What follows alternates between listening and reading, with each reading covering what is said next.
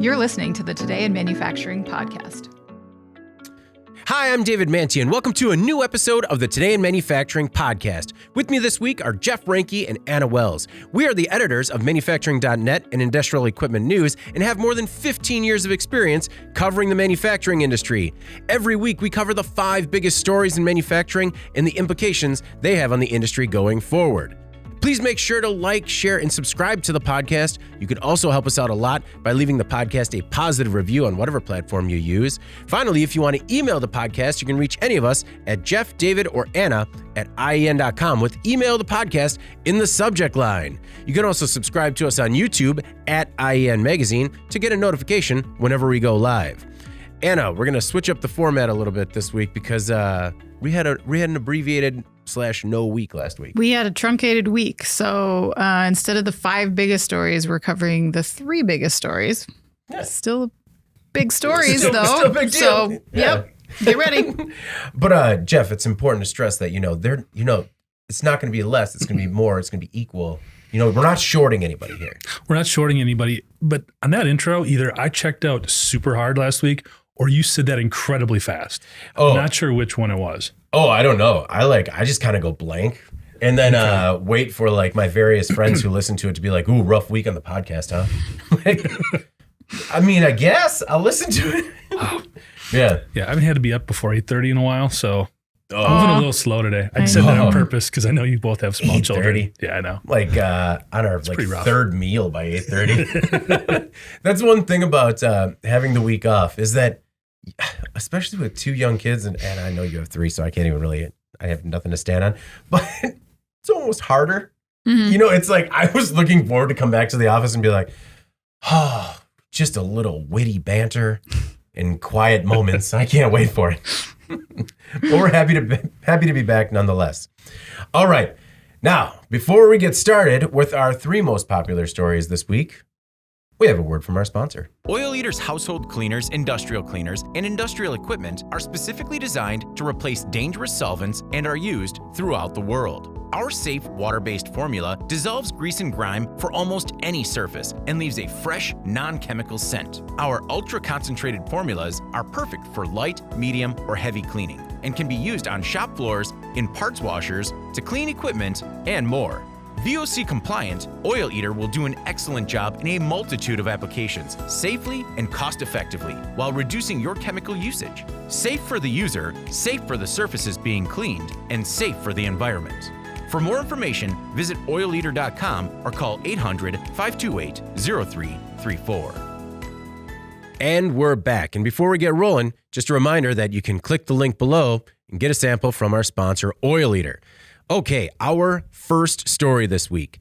Tesla's sales drop amid supply chain and pandemic problems.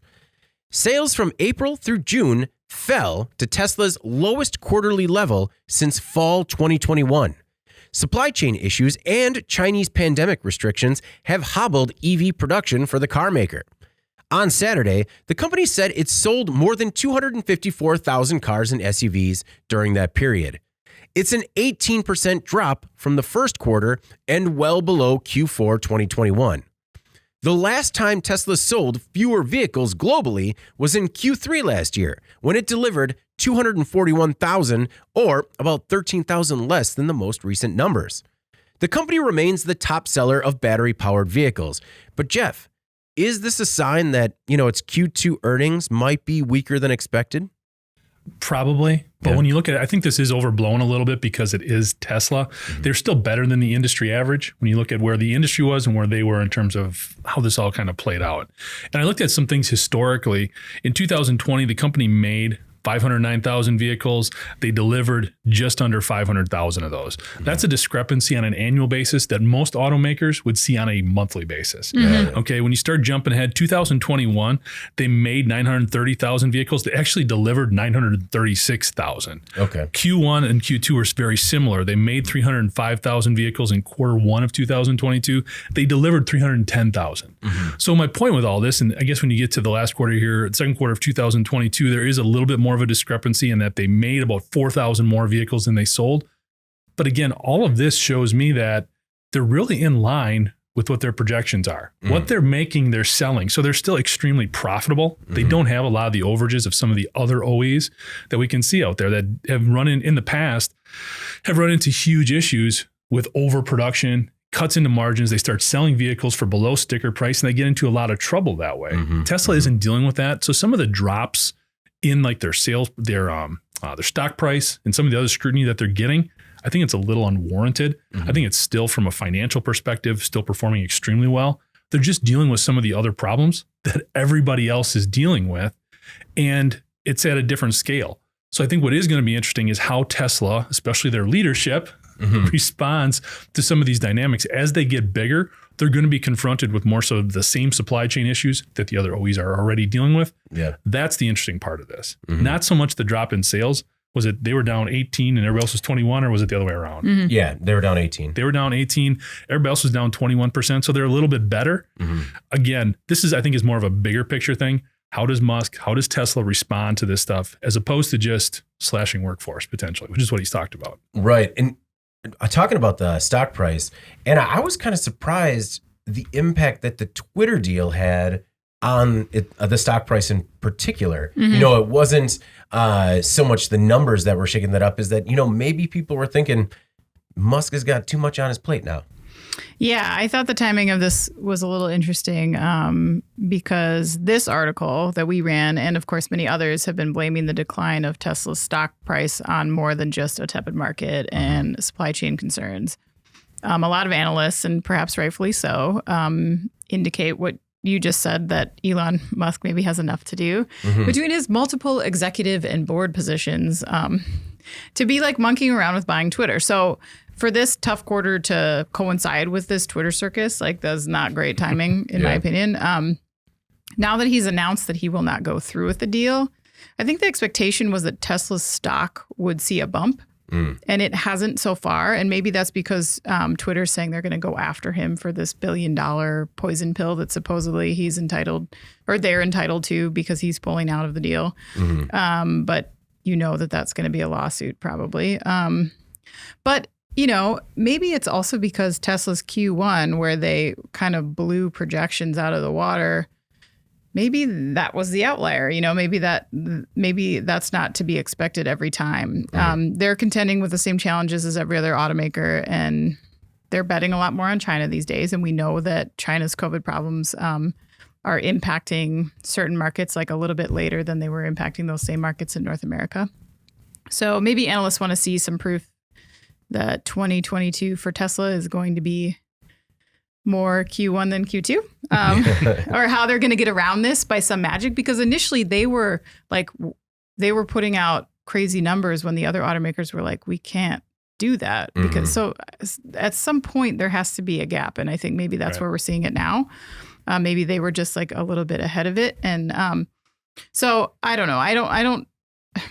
I saw also in the article that Tesla is saying that they're actually already improving, that they produce more vehicles in June of this year than any other month in their history. However, they then declined to disclose that number of vehicles that they manufactured, which is like classic Tesla, right?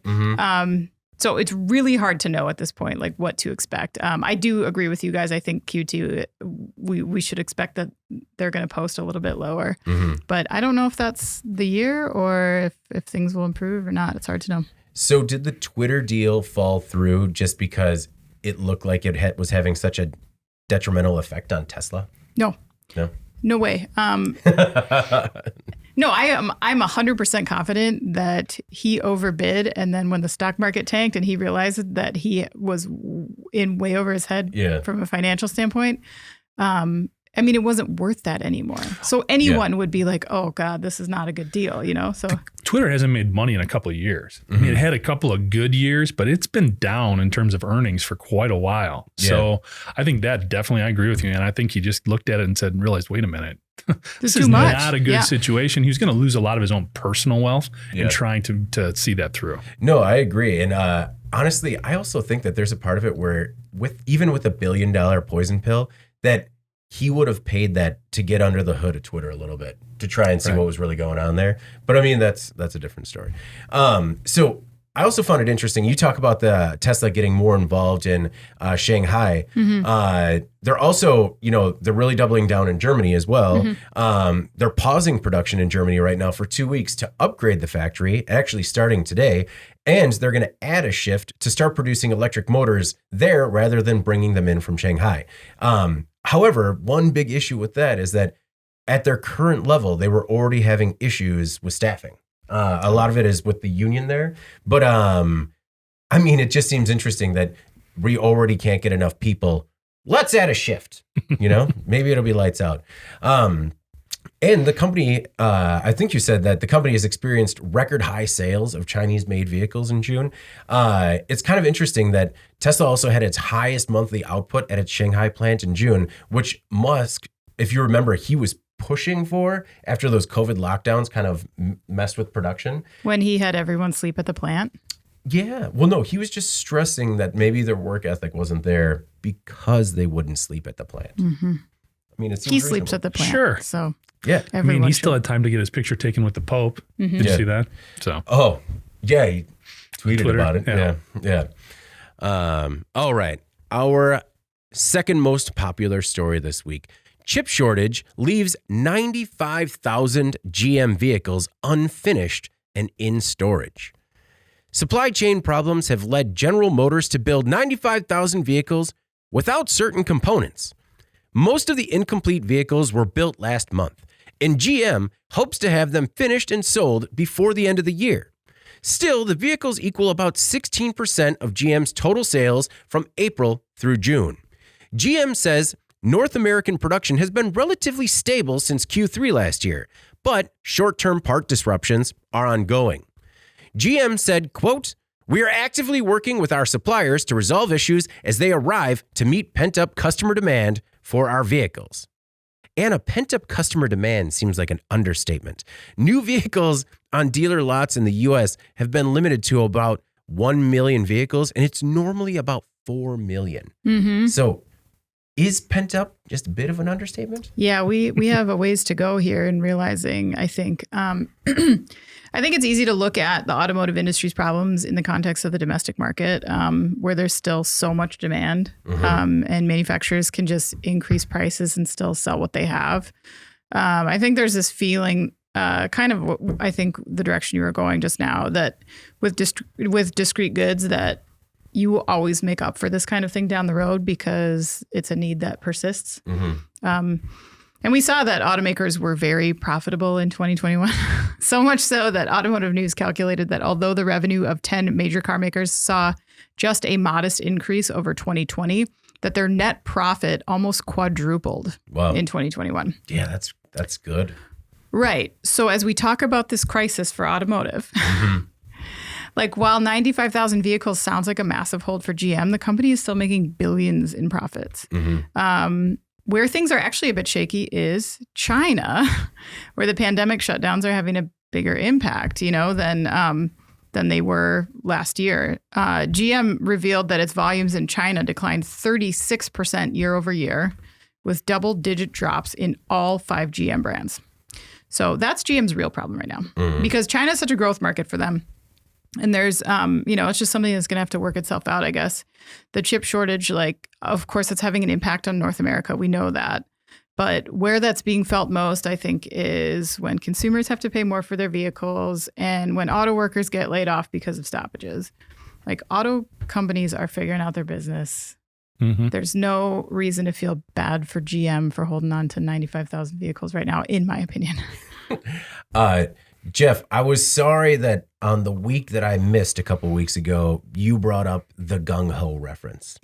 But man, if there was a story that made me think about it, it was this one. It was wasted on Andy and I. We were just like, you gotta YouTube that. That's a classic. Well, it was, okay, when I was listening to the episode and you brought it up, I'm like, man, I have fond memories of that movie and maybe I don't want to revisit it.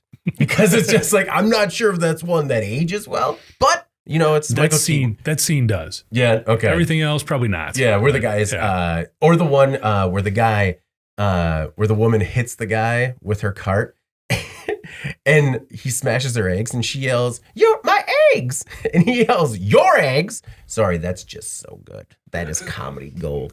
No, but this story in particular, because they're just like, you know what? Let's make 100,000 cars with whatever we have and just kind of throw them in that lot over there until we get the parts back. Maybe a little more complicated than that, but yeah. No, I think we're actually kind of seeing a new norm for U.S. automotive manufacturing. Looking at some different numbers here, sort of compiling from a couple of different places, Kelley Blue Book, Statista.com. When we look at the average selling price for a vehicle in the U.S., okay, across the board, new vehicles, when we look at 2016, 17, and 18, amongst those 3 years, we started in 2016 at the average price at about $34,400. By 2018, that was only up to $35,600. It's like $1,200. Mm-hmm. From 2019 to 2021, we started at $36,800. We're up to $42,300 by the end of the year last year. Wow. And now we're getting up to like $47,000 for the average price of a new vehicle. Now, a lot of that is economically driven by inflation and supply chain and all that. And some of that will ease. But I think this has really wised automakers up a little bit in terms of what they can do. They no longer have to produce this many vehicles if they can get these types of margins on the vehicles. Why in the world would they go back to what they were doing before? So I think we are going to see some of these inventory levels. They're not going to be shortages anymore. This is just how we do it. And when you look at these 95,000 vehicles specifically, now if we look year over year, in 2022, month to month, the increases have leveled out. It's not as dramatic as what it was for a while. But when we look year over year, say June to June, the difference in those new vehicle prices is still like $6,000. So if GM sits on these vehicles for a couple of months, it's 95,000 vehicles. If they can sell them for $1,200 more down the line, we're talking over $100 million in difference. That's true. They've already paid for them. Whatever their fixed costs were for creating and producing those vehicles, what it's going to cost to slap those chips in and then sell them for a higher level just because of inflation and other economic factors, they're sitting pretty. Yeah. So I don't think they're in a big hurry to get this fixed. They want to get it right because there is a sweet spot. Like Anna alluded to, there's markets that are underserved right now that they want to get to and take advantage of. But we're never going to see the same levels on dealer lots like we have in the past. Yeah. Is there a breaking point where, or are they just going to stress this curve in terms of the average price until there is a breaking point? Are they just going to continue to push it higher and higher, with these, shortages? I think they'll push it. What's really going to be dependent on how far they can go with it is the used car market. Yeah. When those inventory levels start to replenish and there's sort of an internal competition between the used and the new. But right now, for what you are paying for a used vehicle, it's almost worth, if you can, to kind of bite the bullet and finance a higher priced vehicle because it is new and it does come with warranties and you don't have to worry about the other things. When you're spending how much it is for a used car with triple digits in terms of miles, and then you get a new one where all that stuff is covered, you don't have to worry about it and the financing is there, that makes it a lot more appealing, even though you are paying so much more than you did just a couple of years ago. So I think once that market comes back and there is a used car market that has reasonably priced vehicles and good value, I think that's when the automakers are really going to have to look at what makes sense here. How far can we really push this without losing our customers and just turning people off completely to new cars? So GM predicted that it would make $2.3 billion to $2.6 billion before taxes in the second quarter. But Anna, analysts estimated that they were going to be at $3.97 billion. So, I mean, is that just poor analyst predictions, or is that just a sign of how bad things might be for GM right now? I don't know the answer to that. I mean, like almost half. It's just so like how these analysts can possibly predict what the profitability will be for an automaker when this chip shortage and like all those COVID shutdowns in China that lasted much longer than they thought they would. How are they making that estimate? I have no idea. I don't think that's necessarily fair because they get a lot of these products and these supplies from overseas, and there was nothing anybody could do about that. Well, I think they're trying to put a rosier picture sort of on what's going on too. Not only are prices higher, margins are better, which obviously that's what's helping drive these record-setting profits. But they're also laying people off, so they're not paying. Right. Labor costs are down. They're not buying as much stuff because they can't. So all of those procurement costs are also down. So there's a lot of negative elements associated with being able to achieve those record-setting revenues and profits. that they don't want to talk about. For sure. And I think that's where the analysts are helping them a little bit. Yeah, I agree. And I think, like, to your point earlier, what is the new normal going to look like? I think even once things start to loosen up a little bit, we will see more manufacturers selling direct because they don't have to. I think that they will still rely on a dealer network in some ways, but they know now that customers will wait, they will pay more, and they will go without some of the choice options if they have to. So if that means that they can sell on an online model some of their cars, they will do that because that's more cost effective for them. I would agree that the e-commerce part of it is definitely going to be more appealing and more the way to go. I still think that dealership connection, though, is going to be vital. I think that they will maintain it. I think that it will erode. I think that as far as a percentage of their sales, if they know that they can sell from a website, they will do so. Why not? Well, that's where Tesla's got a lot of issues though right now because they're not allowed to sell like through dealerships in some of those states, and it creates a lot of supply chain issues and also creates service issues longer term. I mean, that's where a big part of revenues for dealerships actually comes from previously. Now we're in a new era because they're selling vehicles for more than what's actually on the sticker price, which is weird. Whoever would have thought that would happen. Yeah, that's crazy. But eventually we'll get back to a point where there are discounts for vehicles and that MSRP, you'll actually buy it for maybe at it or a little less because they know you'll be coming there for service. And that's what's going to comprise more than half of the revenue for those dealerships. I agree with you in terms of like the typical car dealer salesperson. Their role is going to be more like, hey, let's sit at the computer and pick out what you want and go that way and facilitate. So maybe there's fewer dealerships, but I think that role is going to it will always be just as important, just in terms of picking stuff out, having a place where you can take it in service and pick it up and all that stuff. Yeah, maybe not erode, but transform to, and you've seen the service departments on these dealerships. Just, they used to be a small part of it, and now they're almost the same size as a showroom, if not significantly larger. I could see that, especially given their footprint, because to Jeff's point, one of Tesla's biggest issues is service not being as convenient for people if they're pretty far away from people that service the car. And I think maybe those existing dealerships, while they won't have as many cars on the lot, it's important to maintain that footprint to have service so close to their customers. Oh, I agree. I agree on the service. But if you look at some of the comments that like Ford's CEO, for example, has made in recent months, like it sounds like their plan is to do less dealership selling. And that I don't think that takes away from the service side of it or the warranty, those being certified dealers or whatever, continue to do that part of the business. I think they will. What else will they do? Go away? So I just think we might see less of it. That's just my prediction. Well, there's definitely going to be lower inventory. It's definitely going to be more made to order type stuff. All right. Well, let's move on to our most popular story last week, a feel-good story, if you will, kinda, depending on where you land on it. A man sets the record for longest tenure at a company. All right, guess how long you think it is right now. Just get a number in your head. In April, Walter Orthman was recognized by the Guinness Book of World Records.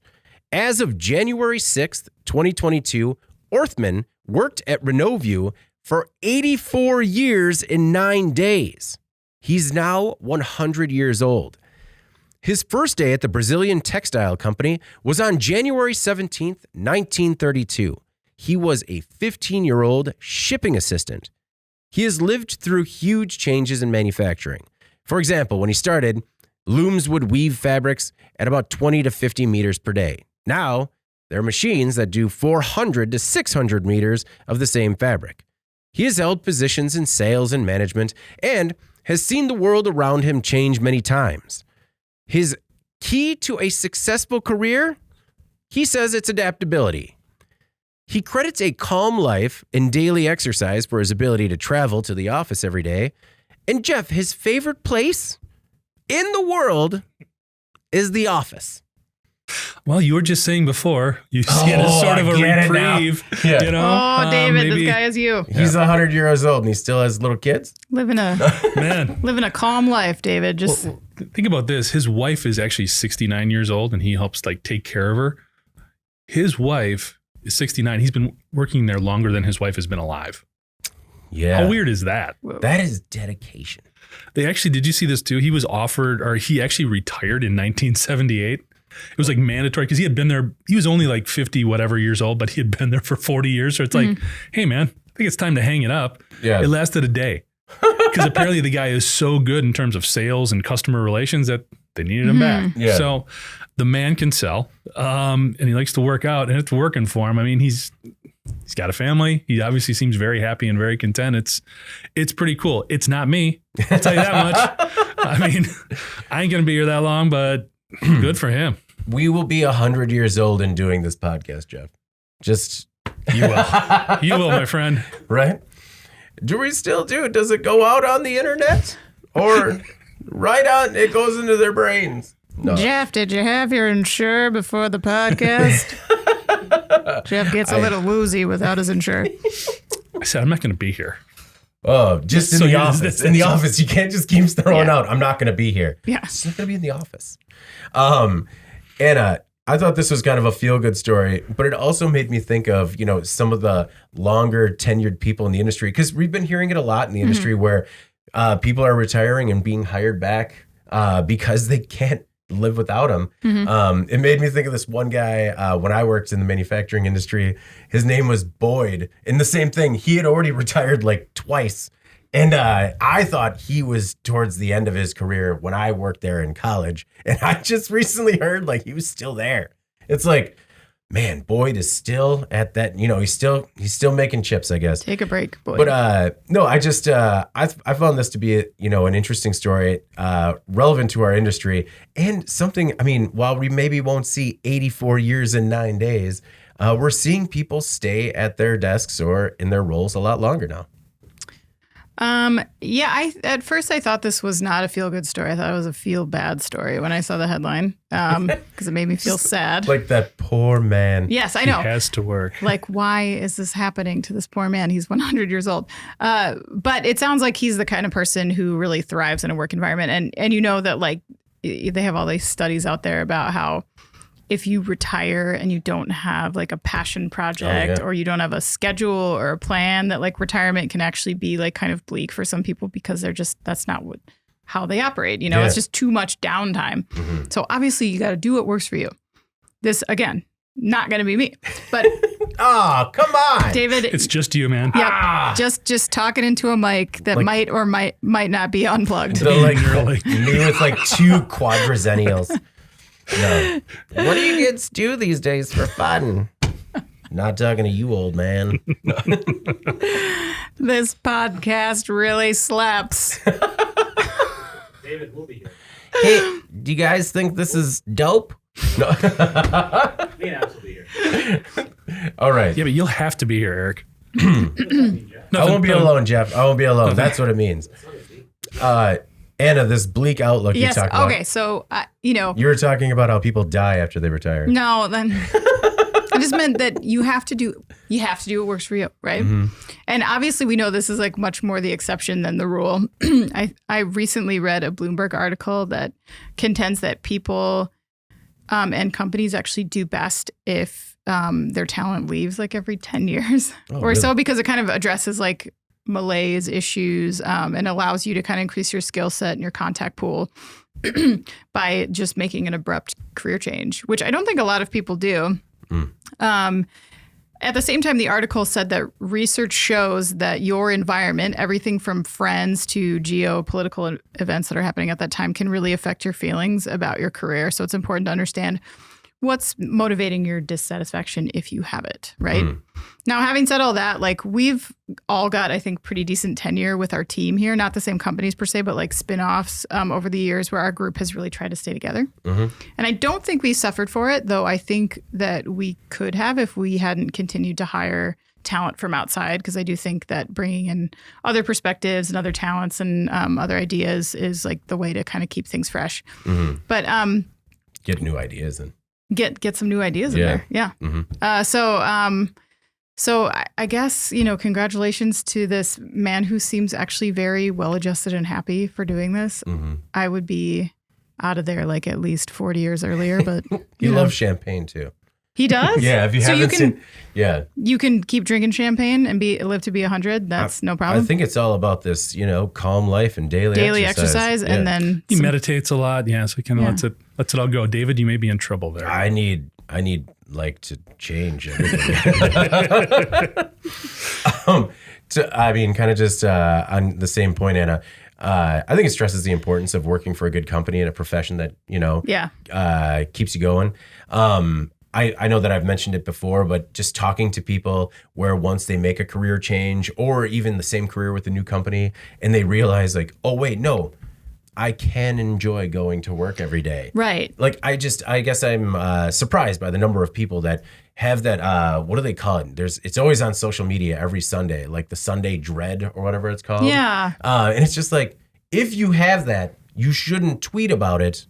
You should make a more significant change. You should do something else with your time, like look for a new job. Yeah. I mean, you don't want it all to be bleak just after you retire.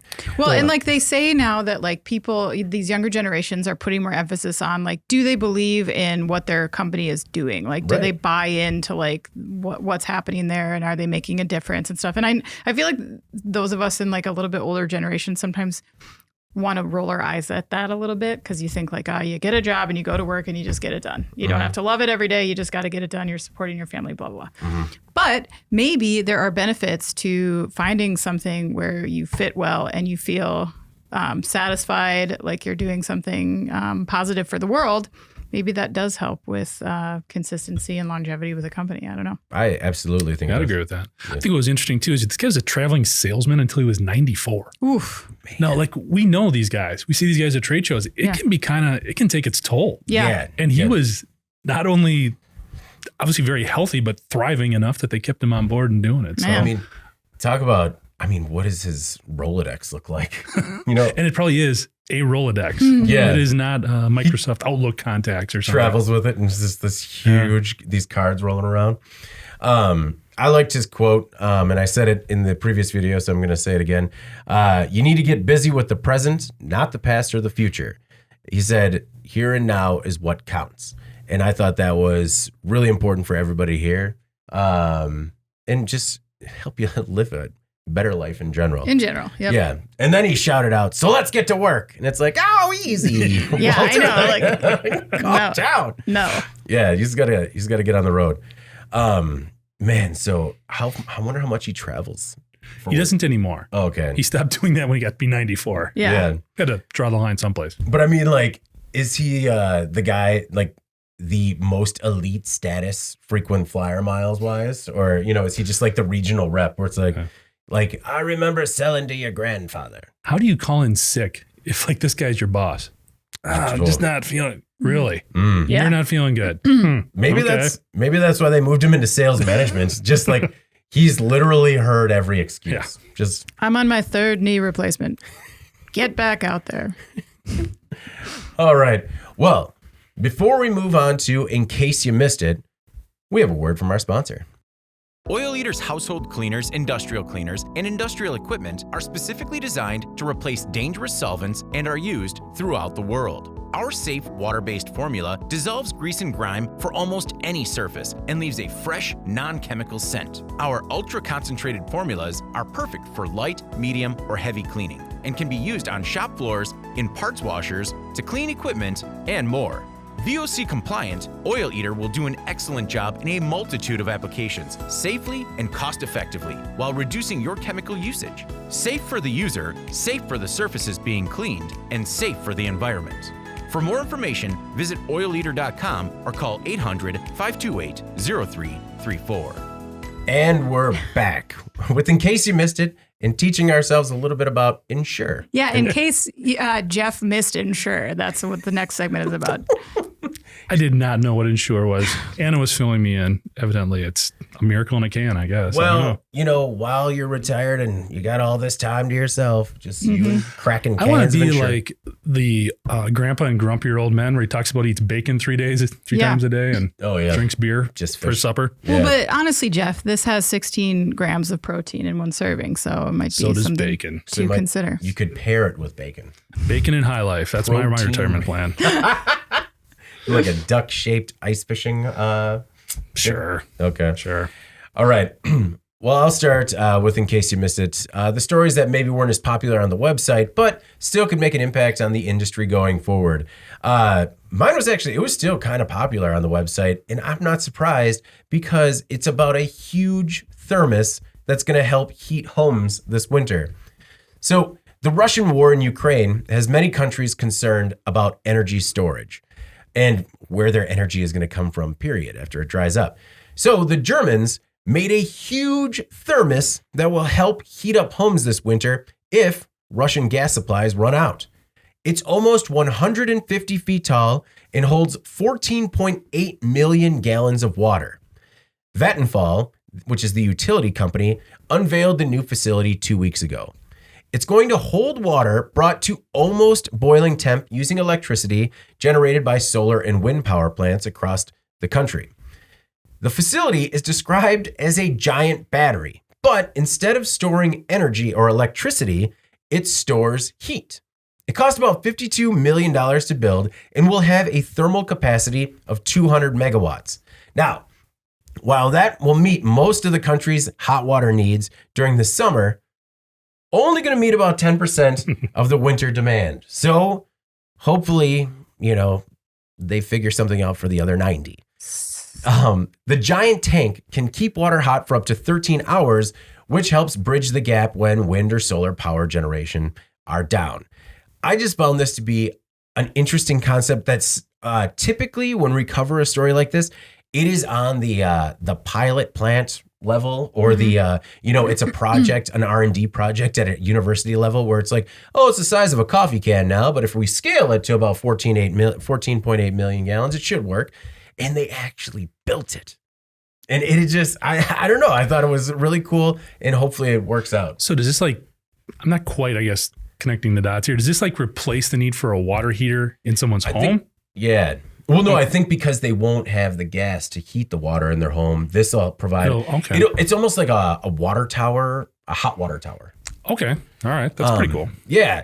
And it seems really odd, what an interesting thing that one person will do, but they're already planning to build a bigger one in the Netherlands.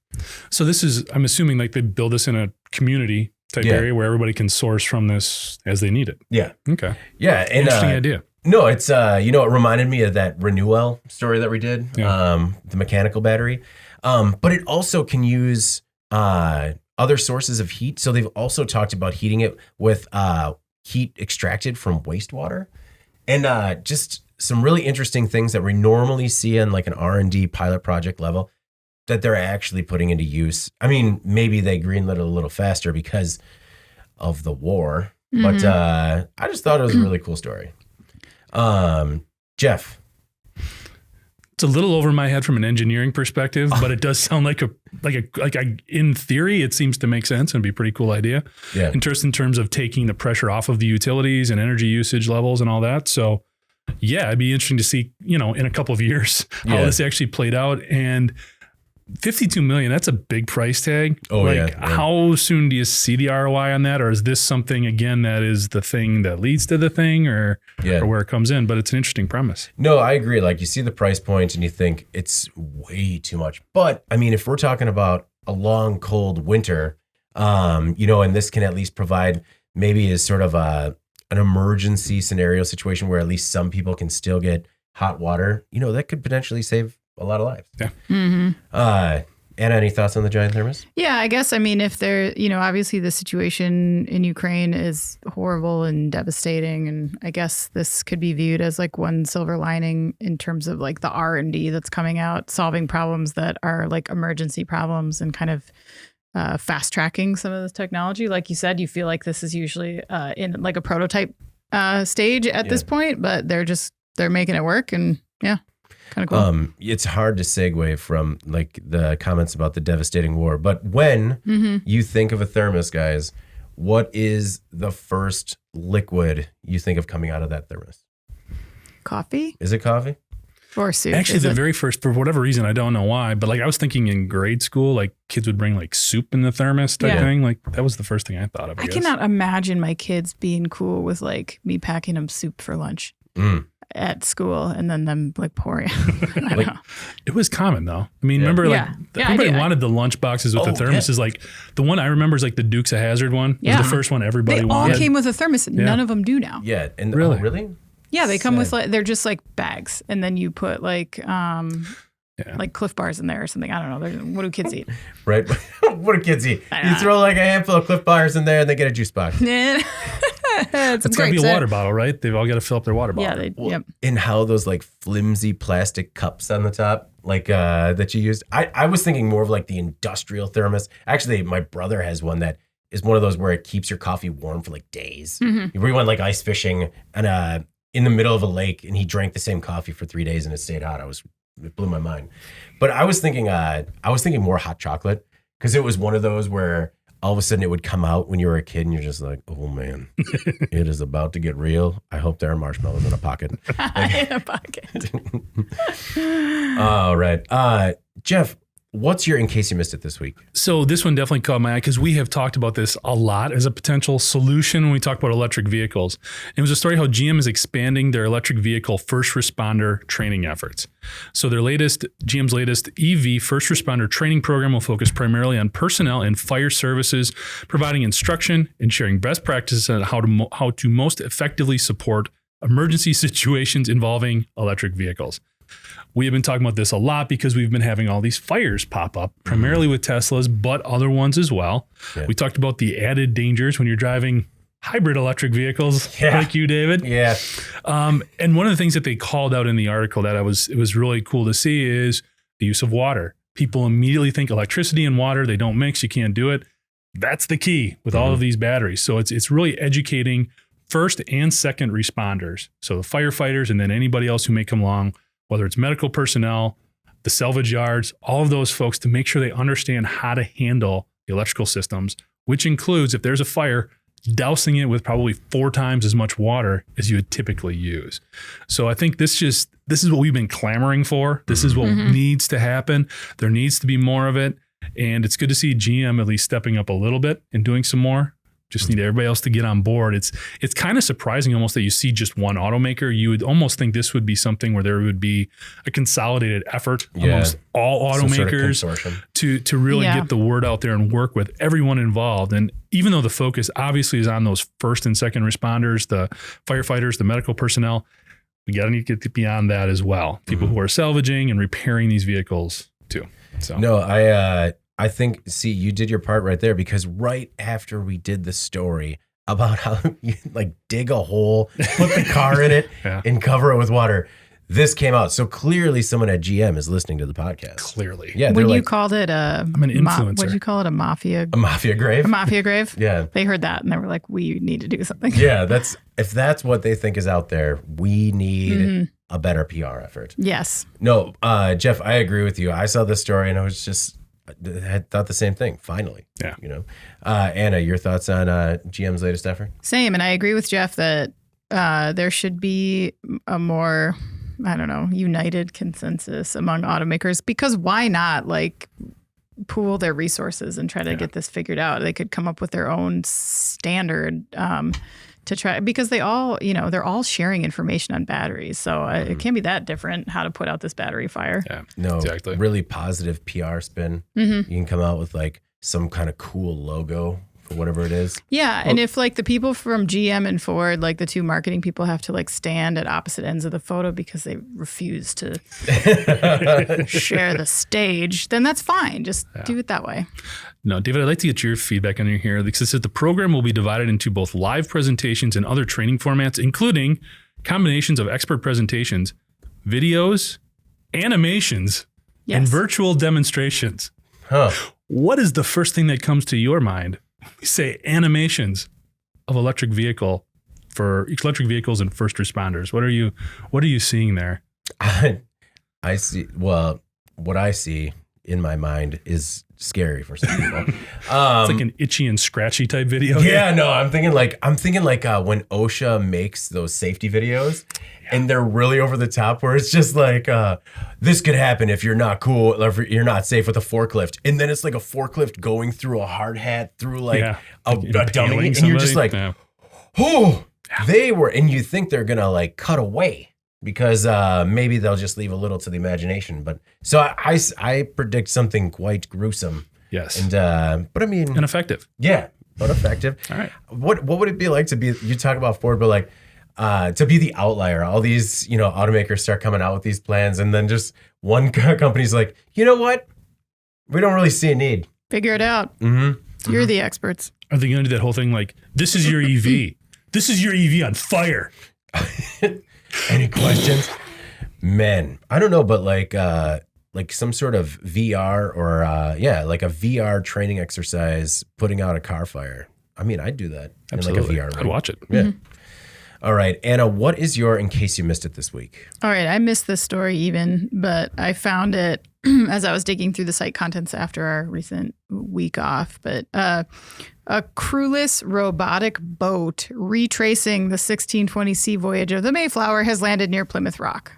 What? The solar power ship's first attempt to cross the Atlantic in 2021 was beset with technical problems, so it finally was able to achieve its mission.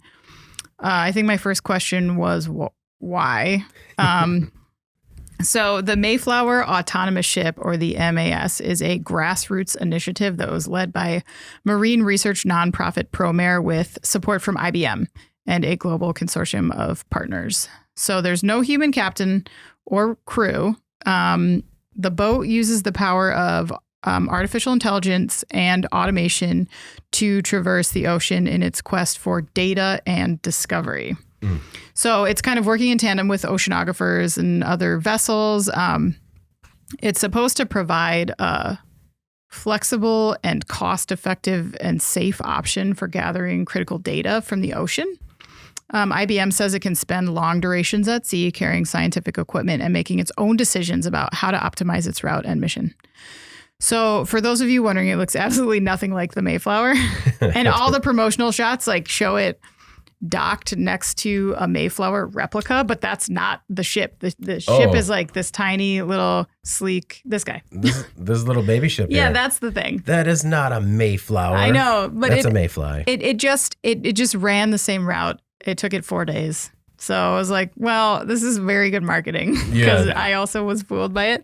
But then when I started reading the story, I was like, this is actually cool because, like they've leveraged it to kind of draw attention to the benefits. But like with all of the vast need for data from the ocean, if we look at like pollution and climate change and how that seems to be sort of accelerating the change that's happening in that marine environment right now, I mean, there really is a lot to learn about the implications of that, and to get that information without having to put somebody at risk to go out and get it, especially with we've talked about all the intensity of the marine environment in the ocean with these carrier vessels and cargo and stuff.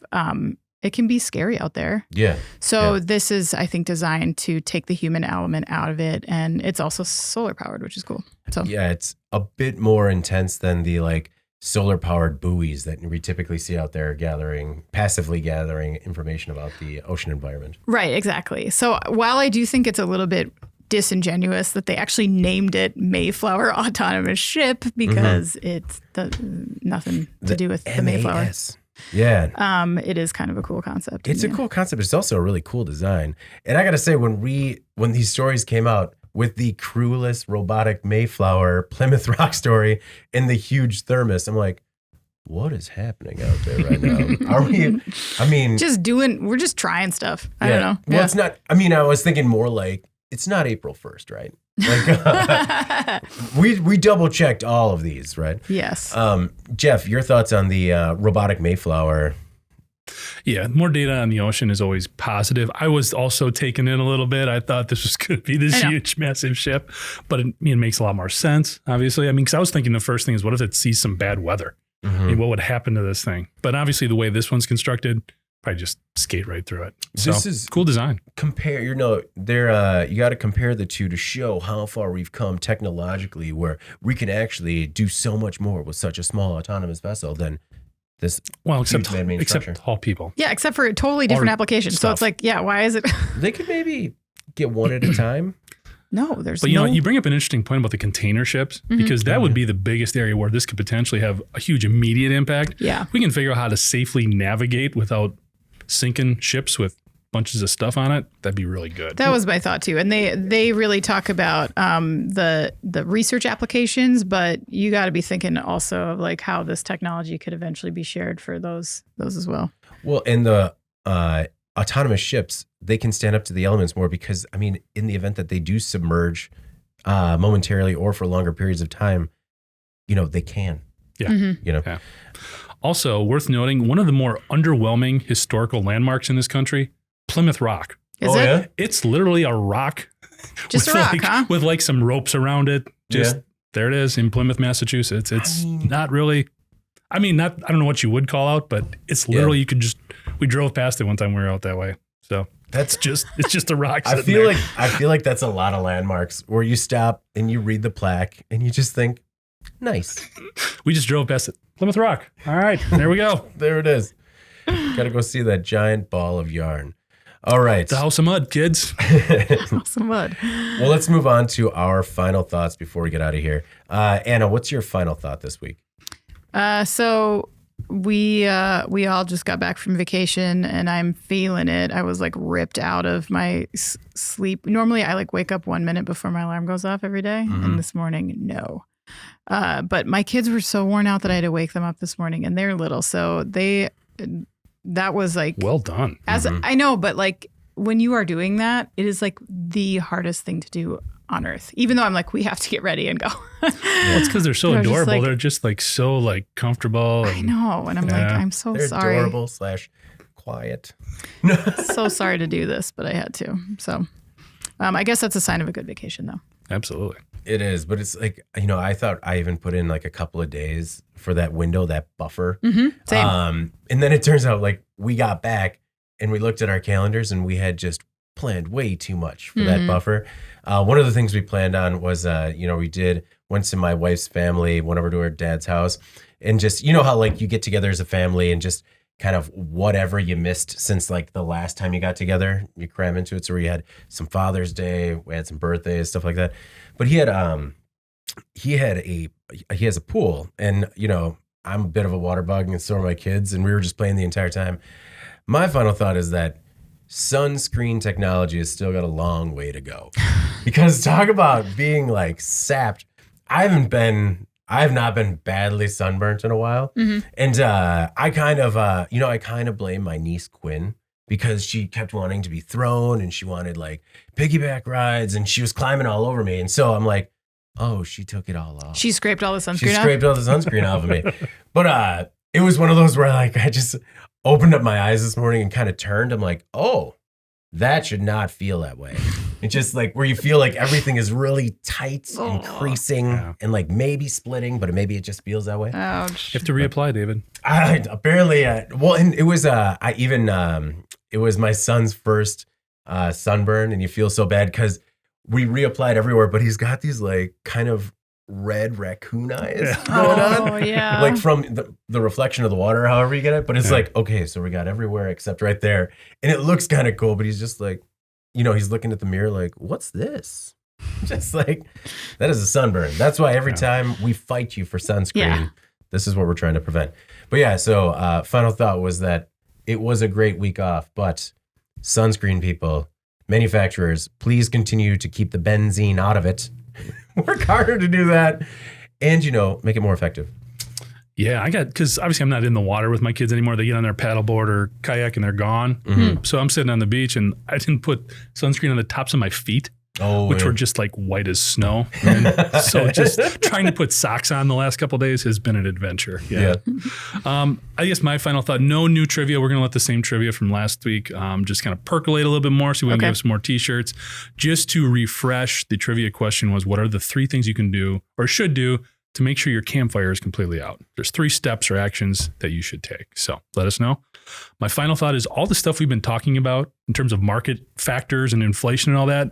I think I realized every one of those on our vacation. Oh, yeah. We went on a bit of a road trip. We went up north and getting there and the beach we were at did not quite work out. So we had to do some driving.